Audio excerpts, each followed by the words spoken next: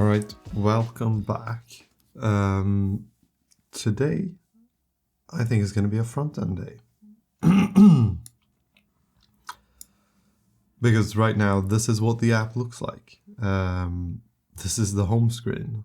And it just says find a match, and you press it, and you get to this place where we're basically looking for a match. But the UI and UX of this is just completely horrible. So we need this to look better. And I'm not sure why or how we're going to make it look better.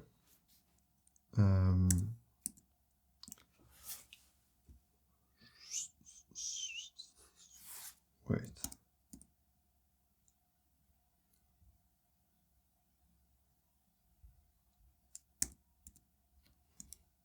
No user.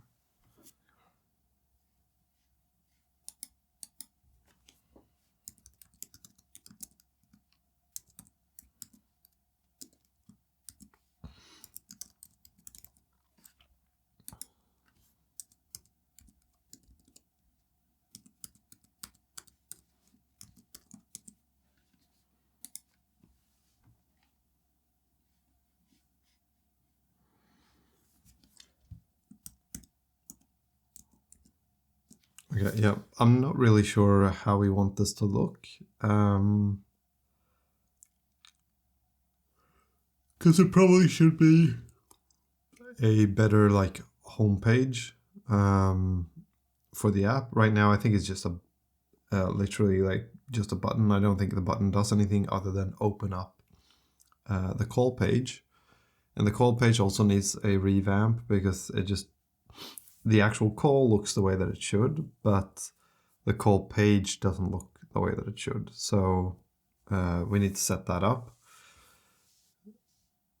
Or no, the load call or loading screen doesn't look the way that it should. I think the loading screen is a place where if we're going to have questions in the call that you can kind of use as like conversation starters, then I think the pre-call page or waiting for a match page, like this page,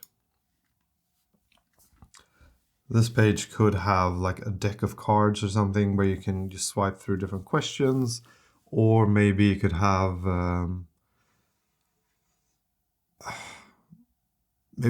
like, I'm spitballing right now, so I'm just like improvising ideas, but what I'm thinking is there might be something to having things like well, what I'm thinking is like Alan Watts quotes. The idea with that is it's a little bit corny, I think, but what the purpose of this page should be is it should kind of prep you to get into the right space to then be the best version of yourself in the call that you're going to have, because you want to kind of reduce pressure for people so they don't feel like, oh my God, what am I going to say? What am I going to say? What am I going to do? So quotes or things like messages to the user that might help encourage them to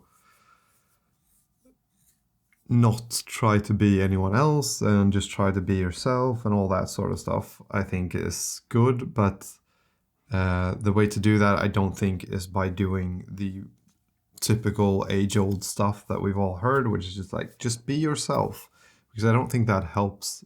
I think people know that that's probably what they should do. I don't think most people trust that's what they should do. So I think a better option is to use other people's quotes or ideas to kind of trigger your brain to realize that, like, okay, this is why I should be myself. Like, it's really easy to say, just be yourself, but if you don't understand why you need to be yourself, then it's kind of easy to just what's that called? Like disregard yourself or not like put yourself down by saying like, well, I could pretend to be the way that people would like me to be. And if that gets me more interest from whoever I'm interested in, then I could just keep pretending to be that way for the rest of my life because all I want is just to find someone. So it doesn't matter if I have to be different than who I am, if I can get the person that I want. And I don't know if this is what people think. I know that I've thought like that in the past. So I think that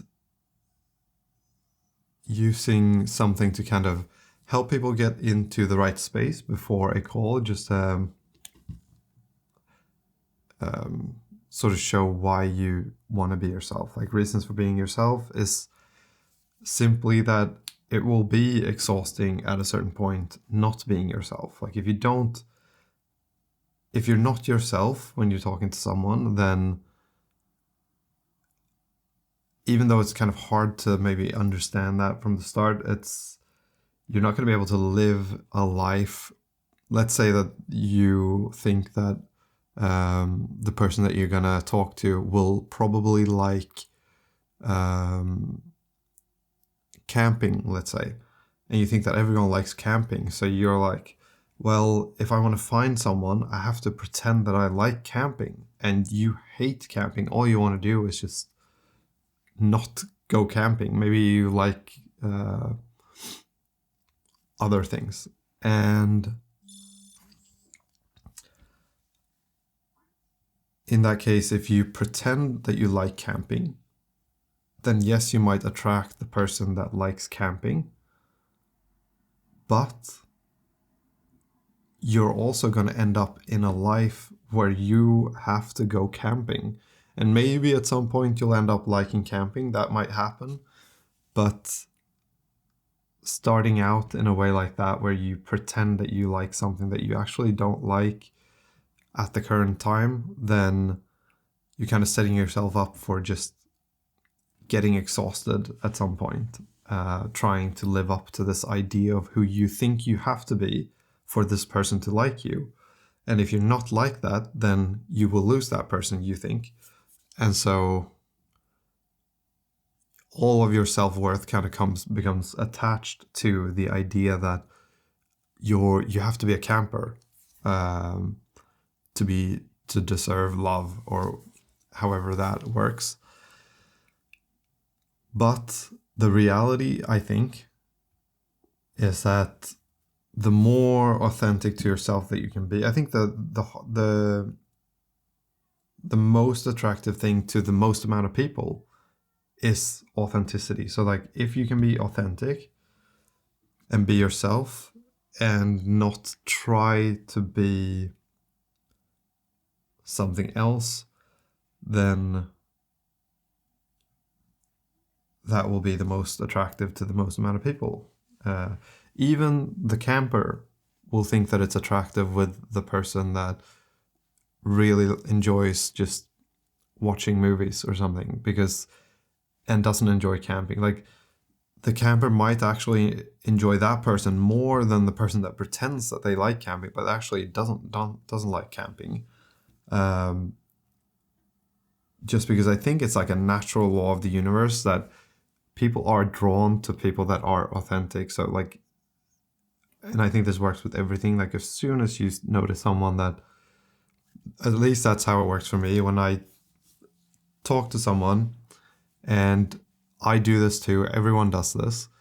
When you talk to someone for the first time, it's hard to be authentic. It's hard to be as relaxed and as, again, authentic as you would be with like your best friend or your partner or your family. It's really hard to do that on day one with someone that you've never met. But I think the more that you can get to the point where you can be that on day one, the easier it will be to find friends, the easier it will be to find partners, the easier like everything just becomes, I think. And YouTube is where I've really like solidified that concept, because I used to think that, I don't know what I used to think. I used to think that like maybe some of the interests that I had or some of the quirks or weird thoughts that I had were like unique to me, where it's like I could never say this to someone, because if I say this to someone, they'll think I'm completely crazy. Like, no one thinks like this. No one's had this thought that I have. No one is this nervous in a social gathering. No one is worried about how their smile looks when talking to someone. No one is worried about the fact that like I've been fake smiling now for 10 minutes, so my jaw is getting exhausted and my lips are like getting weird, and I can feel that. Like, no one else has those thoughts. And I can guarantee that when I'm saying these things, even though there's like not millions of people watching these videos, there's probably a majority. I would almost guess that if not like 90% of you guys have had that thought that I have had, where you feel like your smile is a bit weird when you're talking to someone for the first time, and you're like you want them to like you, and you just want to have a good time, and you don't want the situation to be awkward, so you're just like smiling with them, but you start realize like you're doing it a little bit too much, maybe, or inauthentically, because you're too much caught up in your head. And maybe the thing that they're saying is actually funny. It's just that you're too caught up in your head to actually appreciate it properly. So you're kind of forcing a smile for something that you would have smiled about if you were able to just be relaxed and authentic. Even so, at that point, when you're like in that situation where you're just pushing yourself a little bit too hard and maybe being a little bit too hard on yourself, you might end up feeling like, well, my eye is twitching, or my jaw is getting exhausted, my cheeks are like tensing up, or my lips are not, this is not a natural smile. This is not the way that I would have smiled if I would have been relaxed, and I want to just get away from that and smile normally. Voice shaking, getting red, all kinds of things that could happen. I don't know where I was going with this, but the thoughts. So I think that I used to think that I was so unique in all of this. But with YouTube, I've realized that like none of the stuff that you think is unique. Like, it's actually really unlikely that not most people have thought the thoughts that you have thought, which to me is an encouraging thought, because it kind of takes away a lot of pressure of like feeling weird, like especially in social situations. For me, at least, I've had a lot of social anxiety, and realizing that other people have that too, even like the people that seem super confident and super relaxed and things, if you actually talk to them and talk about this stuff, then you'll realize that most people, it's kind of like, it's more common that they will have some sort of anxiety, some sort of feeling of like not being super comfortable when they're meeting new people. Like, that's super common. That's more common than being comfortable. Like, I would say almost like being comfortable in that situation is an outlier. Like, that's not common. That's something that's very quite unique. You'll get better at it the more that you do it, and you get more comfortable, and you won't feel as awkward maybe, but being completely at ease and not at all worried about how you come across, or overly fixated on how much you're moving your hands, or your eyes feeling dry, or did I say the wrong thing, or whatever. Like, having zero of that, I think, is like almost non-existent. But I think when you're in that and you don't realize that that is almost non-existent, then it's very easy to start to think that, oh my God, I'm alone. I'm the only one who feels like this. All of these people are doing so well. I'm not doing well. Why can I not handle this when everyone else can? And all kinds of bad thoughts. And that was a long way of saying that the more authentic that you can be, the more true to yourself that you can be, and the more like open about things that you can be, the more people will be drawn to you. Because I think that when I say this in this video right now, if you've had even the slightest type of like social anxiety, you will feel like I'm more relatable to you. And the thing is, like, even though I'm like talking to a camera right now, and I know that people are going to watch this, and there is the risk of people like judging that, and that's what people fear, I think, when they share vulnerable thoughts or like weaknesses, which I guess like most people would think that this is a weakness, that you have social anxiety, that your face turns red, or your voice gets shaky, or you get sweaty palms, or whatever. But the reality is that if you can build up the guts, because it's not confidence, but it's guts, to share this stuff with people, you realize that they share it. Like, you're not sharing something that people go like, what? Do you get sweaty palms? What? You're gross. You're disgusting. Get out of here.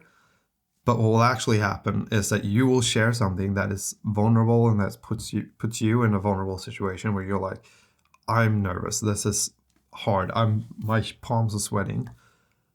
What that will do probably is it will ease their anxiety, because they will have anxiety about that situation. So they'll feel nervous about the fact that their hands doesn't get sweaty, but maybe their mouth gets dry or something.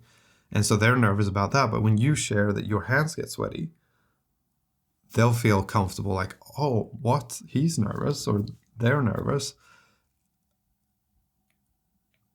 And they're maybe you're more nervous than they are. That could be the case. But still, like, that will put them at ease. And because you put them at ease, they will want to put you at ease. And so you will feel more comfortable, because they will try to make you more comfortable if they're like a reasonable person.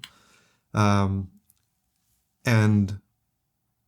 they're not too caught up in themselves of their own anxieties. Because like what could happen is, I think most people that come across as like, I think there are very few people that are genuinely like bad people and genuinely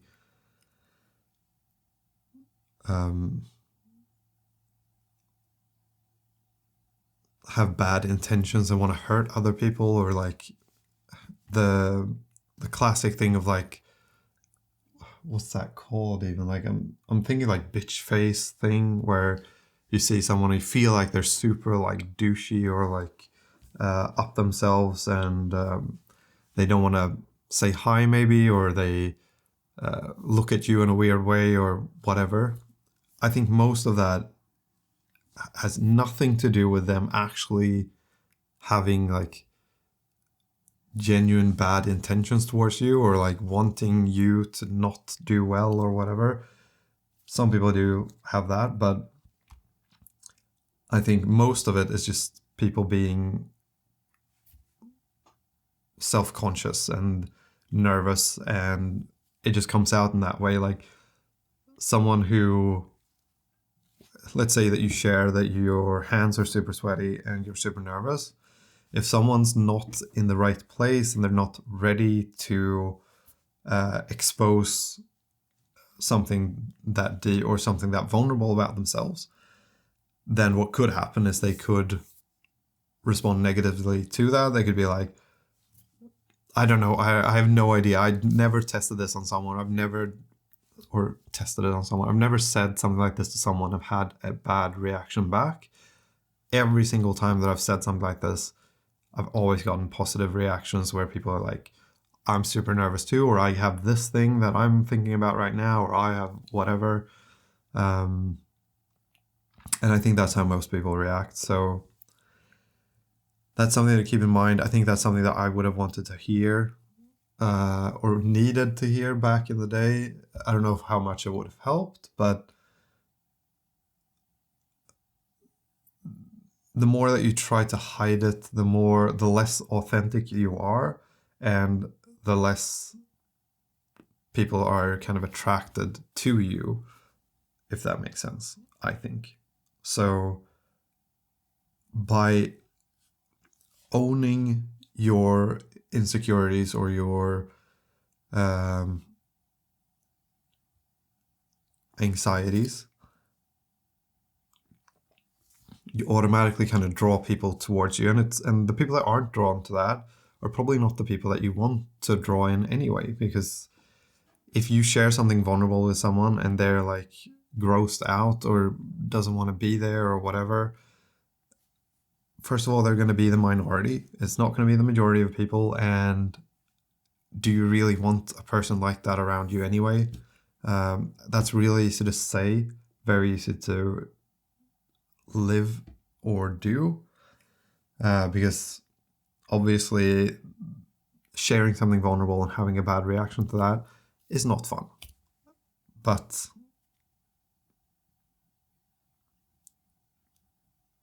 yeah, I think most reasonable people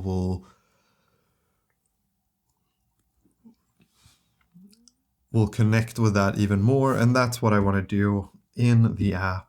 I want to just kind of push this concept or these sort of things somehow so that people actually understand it, or in a way, in a format that people would connect with and understand before they are matched with someone, so that if we have like a 5-minute waiting period, then they would get a quote or they would get some sort of like text that would explain these concepts. And I'm not saying that I'm completely right about all of this, but I think I am right about it. And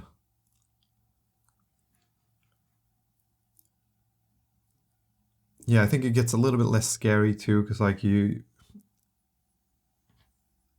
if you realize that most people, like, I don't know, it seems like the thoughts that you have, to me, it seems like every thought that I've had that I feel was kind of unique, when I've shared it with someone or when I've shared it on YouTube, I realize that it's so not unique that it's kind of,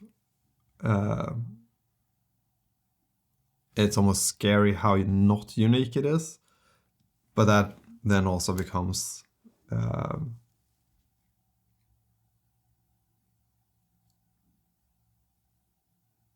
comforting, I guess. So yeah,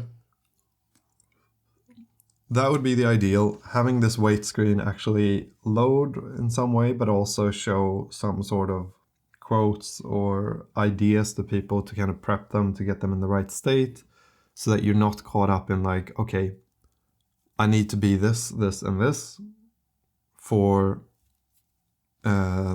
this person to like me. But instead,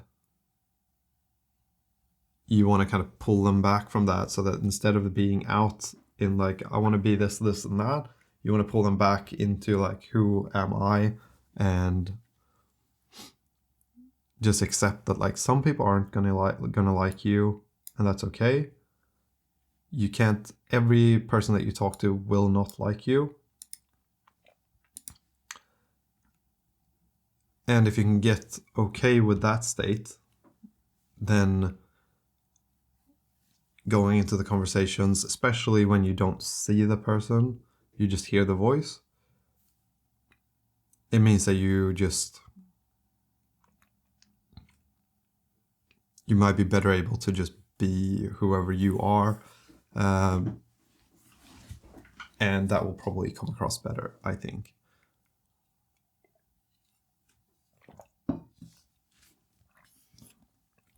Okay. Let's see. How could we do that?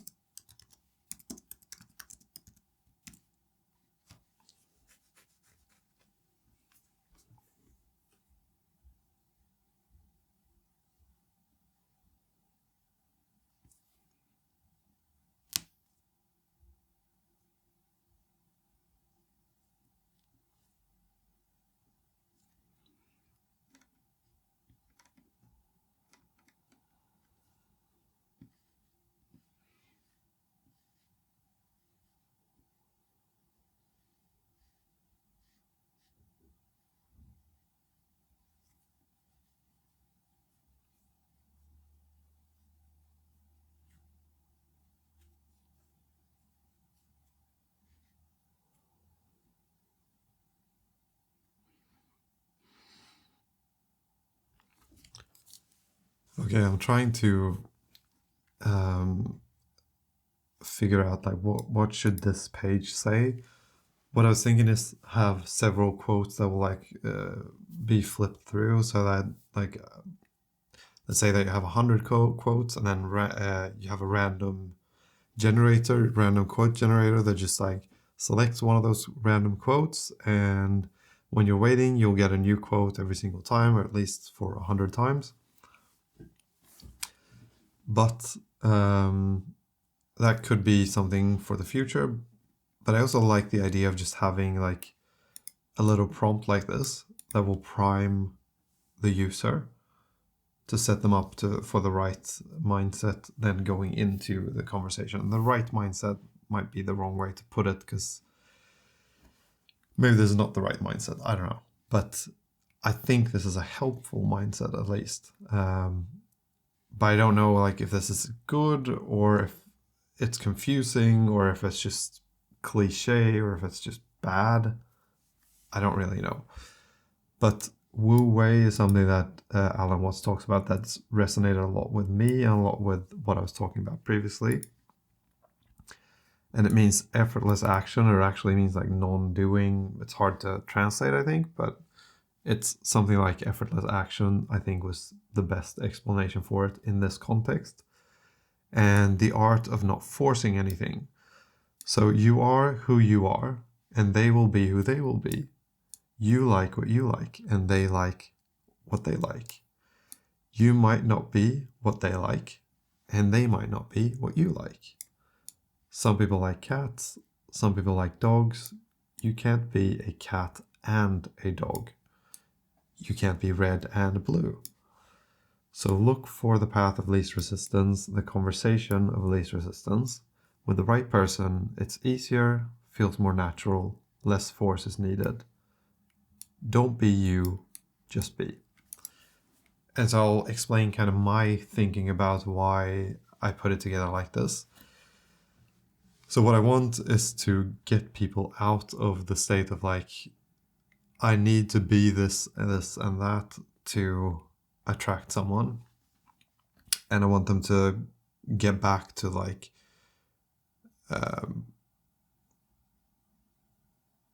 what is the difference there? There's a specific difference there, I think, which is like, one is trying to be what you're looking for.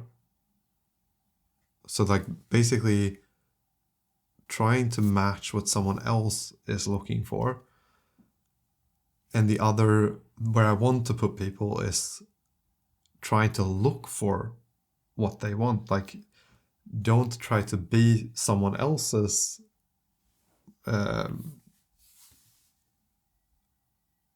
match. Try to find your match, if that makes sense. Actually, I'll write that down. I think it might be good. Don't try to be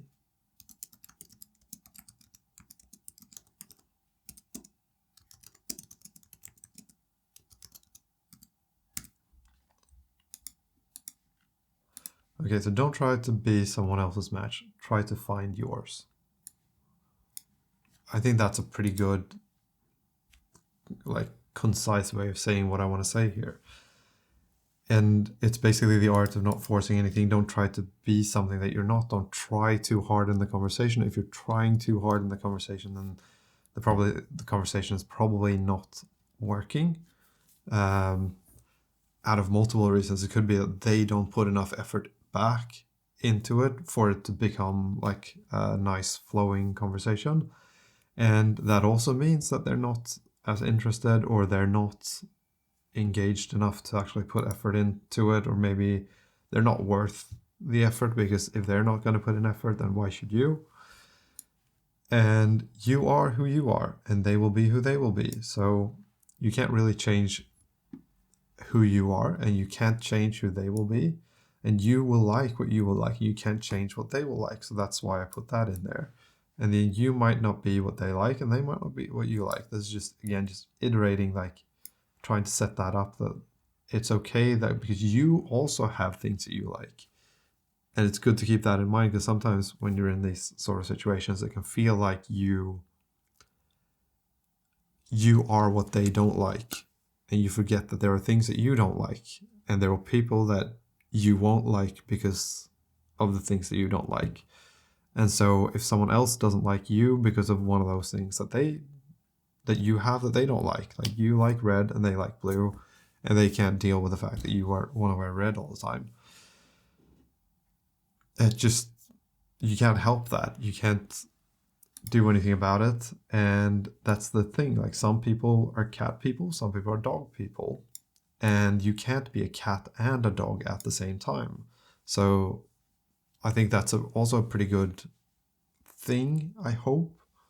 But I want to actually have feedback on this. If anyone is watching at this point, let me know what you think of this, and if it's like, if it makes sense, or if it's just, I know it's not completely out there and completely crazy, but just, would it make sense to put this into the dating app as like a prompt, is what I want to know.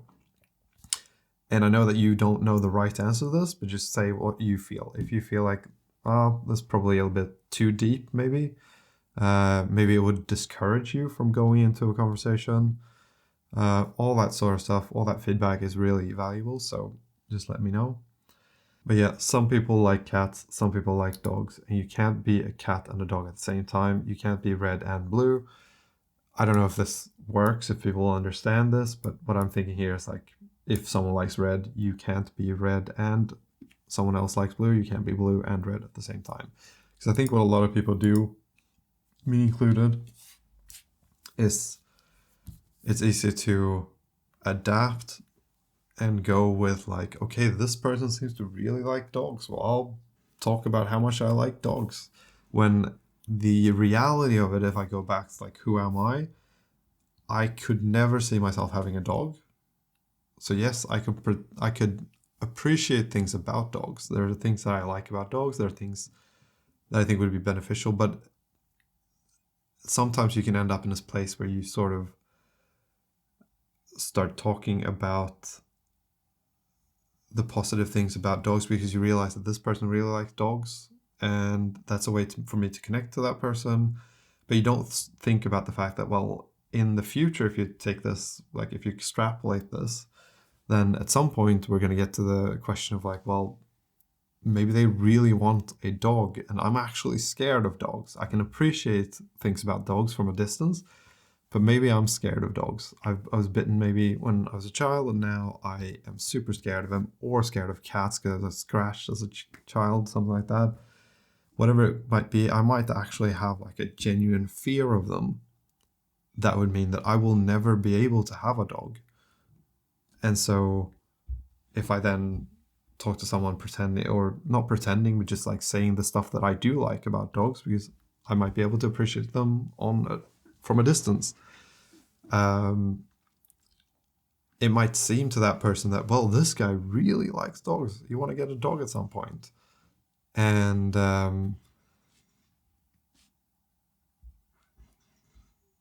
yeah, you don't want to be the person that does that all the time. So this is kind of a way to trigger that thought pattern that you can't be a cat and a dog at the same time. You might be able to be a cat person and a dog person, but you can't be the literal animal at the same time. So like, if someone wants a cat, you can't be a cat if you're a dog. I don't know if that makes sense. Maybe there's a better way to explain that. But yeah. And then look for the path of least resistance, the conversation of least resistance. This is just like, again, to iterate, like what you're doing here is you're looking for something that's supposed to be quite easy. Like if you find someone that you actually have a connection with, then the conversation will, like, I can't guarantee, like you will have to put some effort in, obviously, like you'll have to try. And all conversations with people when you've never met them before will have some degree of like, where you will try a little bit to have the conversation happen. But, and I think there's like it's a spectrum. So it's not, you can't say that like it's black and white, that if you have to try, then it's not right. You can just hang up, because that's not quite true, because you might have to try a little bit. There might be that person is feeling awkward, you're feeling awkward, whatever. But if you talk a little bit, then you get to a point where you realize that, well, we are actually really similar, we are connected or whatever. So you're going to have to put in effort. But what I'm talking about is sort of the thing where you're like, let's say that you're in a conversation with someone and they're just replying like, yep, oh, okay, and they're not asking you any questions, or they're just like not engaging in the conversation, and you're just like pushing yourself super hard, trying to ask questions, trying to, I don't know, awaken them. That's the type of resistance that I'm talking about. If someone is actually trying to talk to you, you can always tell this stuff. Like, you can tell when someone is trying. And you could both be trying, and you can realize that, well, we're not really the same here. There is too much resistance. We're not, even though we're both trying here, it's just, you're talking about clouds, I'm talking about dirt. And we're just not connecting. That could be the case. I think that with the right person, it's easier and it feels more natural and it's less forced. Then, I don't know, I added this, I don't know about this, but it's basically, both of these things are almost the same. Don't be you, just be. And I think that's helpful, because I think sometimes when people say just be yourself or just be you, that's like a helpful concept, but it's hard to implement when you don't quite, like, it can sometimes become over-analyzed, I think, when you say, like, just be you. You can start to think like, well, who am I? And is that really who I am? Is that who I am? I don't know. Who am I? And that's a thought pattern that I also want to avoid for people. I want to help people just avoid that. So instead of being you, just be, might be more helpful. I don't know. Because just being doesn't actually put any pressure on you to be you. Because if you're trying to be you, then you're actually trying to be something that maybe you're not. Because you're trying to figure out who you are, and you're trying to console it down into like, this is who I am. And if I go outside of this, then I'm not being me. But if you're just being, then maybe one day you feel like, I feel like having ice cream today. The next day, maybe you couldn't even imagine having an ice cream. So if you're talking to someone then, and you're saying that you like ice cream on a day where you don't feel like having ice cream, are you not being you? I feel like you can get into those sort of, maybe I'm saying it in a way where it's hard to understand it, but I think that's something that you can get into with this stuff. And you want to avoid that. So saying don't be you, just be, I think is a good hook to prime people to just relax and don't try too much. Just don't try to be you, just hang out, see what happens.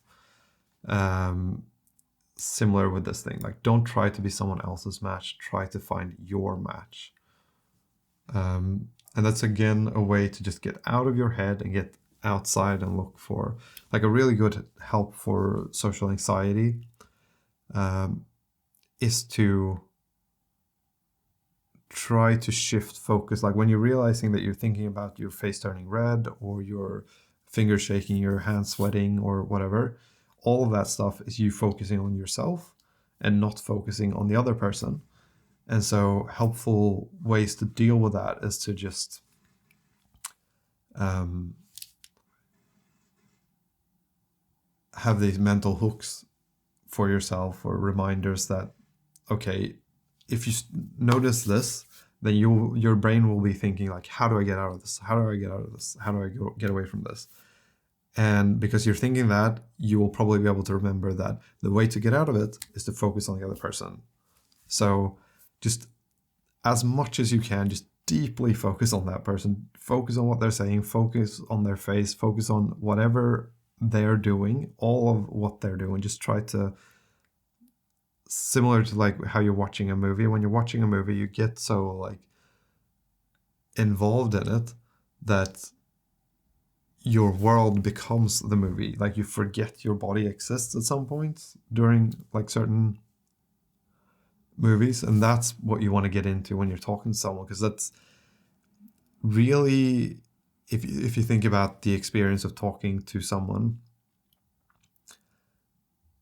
it's not different from watching a movie. It's just that your brain knows that that is pre-recorded and it's not actually talking to you, but really it could be a face talking to the camera, as I'm doing right now. Like I'm talking to the camera, but you're probably not going to get nervous watching this video. But it's the same. You're actually experiencing the same thing that you would if you'd be in a room with someone talking. And the difference is that you know that they can see you, so you become aware of yourself. And so what you want to do is you want to get out of that. And the way to get out of that is to just kind of shift your focus. Try to focus as much as you can on the other person. And that's a way to get out of your own head. And that's the whole purpose of this thing. Like, get away from you thinking that everything is focusing on you and everything that's happening with you is the main focus of the other person, and instead start to look for like things in them. Like, what do I think of their voice? Do I like that voice? What do I think of their effort? How much effort are they putting in? Do I like this? What are they talking about? What are they like? If you get into that mindset instead, then you're just like, you can forget about your own insecurities for a second. And I think that is what meditation is as well. Like, you just do this long enough, and then at a certain point, your own anxieties and the focus that you have on yourself will kind of fade, and it won't be as powerful anymore. I had a friend describe, because he went to like a silent retreat for 10 days in India, and he described that after that experience, because there's a lot of meditation, like 10 hours a day or something like that. Not sure, it was a lot of meditation. And at the end of it, he said that what he noticed was that he didn't really notice a huge difference. Like, it wasn't world altering or life changing in that sense. But what he did notice was that all of the problems that he had and all of the thoughts that he had, if they just didn't really have any energy. Like, when they came, they just like, boo, and then they dove back down. And like, something come up, and then it just dove back down. So he didn't have to put much effort into just like discarding negative thoughts or like thoughts in general. It was just like they didn't have as much energy when they came. And I think that this is what happens when you do practice this thing of like focusing on the other person if you have social anxiety, because it is a sort of acceptance of your state as well. Like, the way to get away from it is to accept it. So it's kind of a catch-22 where if your face turns red, which is that was my biggest issue, my face turned red, the way to get away from it is to not care about it. But if you're trying not to care about it, you're trying not to care about it because you care about it, if that makes sense. So it's like a catch-22. To make it go away, you have to not want it to go away. But then, how do I get it to go away? And so I think the way that I did get out of it, I think age helps, but one of the best ways for me was to try to just, first of all, power through it. Just accept that, like, okay, I'm red, but I can still talk. I can still make sounds with my mouth. So I can try to continue, because what I would usually do is I would stop talking a little bit. Like, I wouldn't necessarily have problems talking, but I would just stop, because it would be easier to, if I was red, then I wanted to focus on like, okay, I need to stop talking right now and I need to just relax to get this to go away. And so one of the best things that I started doing was to stop doing that and just continue talking, pretend like I'm not turning red, which is super hard, but that's super helpful. And then the other thing is to shift your focus, continue focus on that person. Like, don't, as soon as you notice that you're thinking about your face or your hands or your voice, shift the focus. Like, focus on what is that person saying? What are they actually saying? And what's their face doing? What are their hands doing? Like, focus on that person. Get in, like, engulfed in that person as much as you would in a movie. And that really helps. So yeah, there's a lot of talking in this video, but I really like this stuff. And as you can probably tell, I've thought about this a lot. And I really feel strongly and passionately about wanting to help people get rid of social anxiety of any kind. And that's also why I think the app would be good, because I think that the app, I know people have phone phobia or whatever it's called, where you're afraid of doing phone calls. That's fine. But I think this is one of the best ways to avoid social anxiety when it comes to dating, and to kind of take away some of the drama of dating or the stress of dating, because my idea with this app is that you can just sit on your couch and you just have your phone here, and if you're super anxious on the phone call, on the first phone call, that's okay, because you can just press leave and you can go to the next one, and you can go to the next one, and you can go to the next one. You can practice until you get rid of it, and it's like low cost, because they might know your name, but they won't know anything about you. They won't know how you look. They only know how you sound and your name.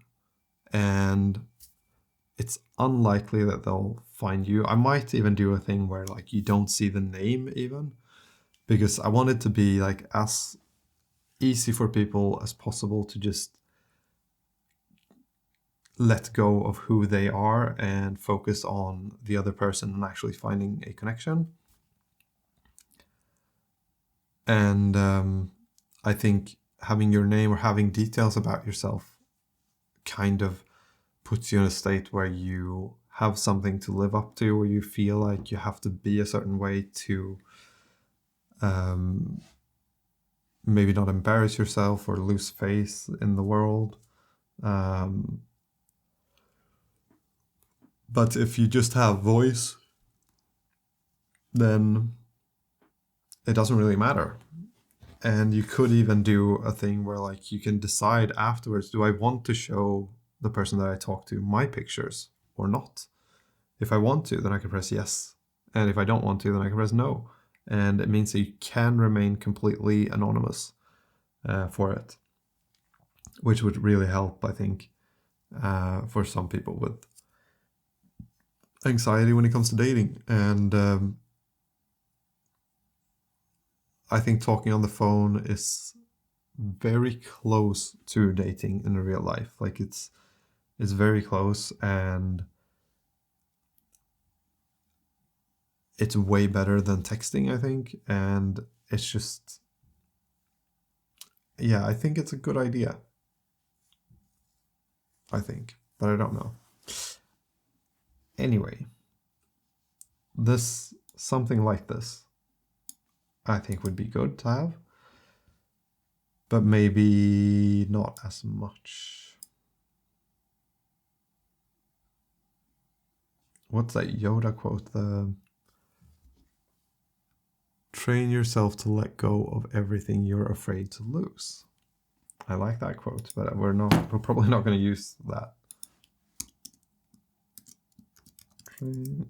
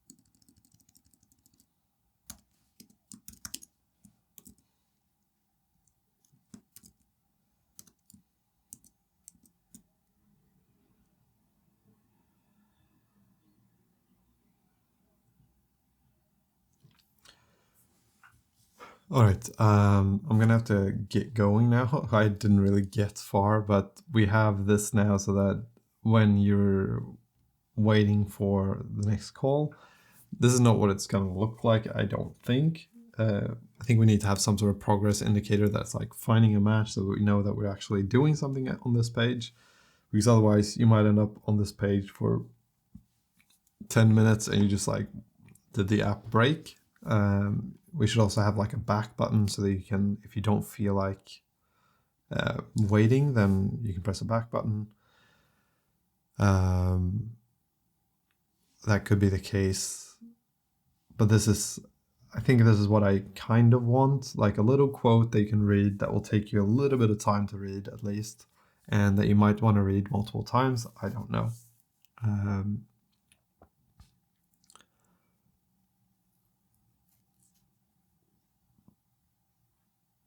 But that's how I think the flow is going to work.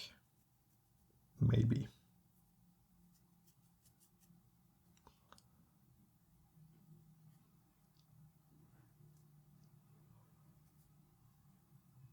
Okay, anyway, let me know what you thought of the thoughts that I've shared. I think it will be very helpful for other people too if you share whatever your experiences. And yeah, I hope I'll see you in the next one, which will be on Wednesday. And then we'll continue with the front end, just trying to fine tune it a little bit. Right now, we just got a text. That's what I spent the day on.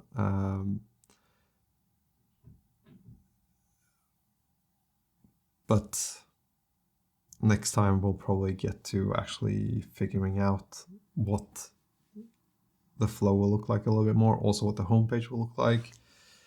So yeah, thank you for watching, and I hope I'll see you in the next one.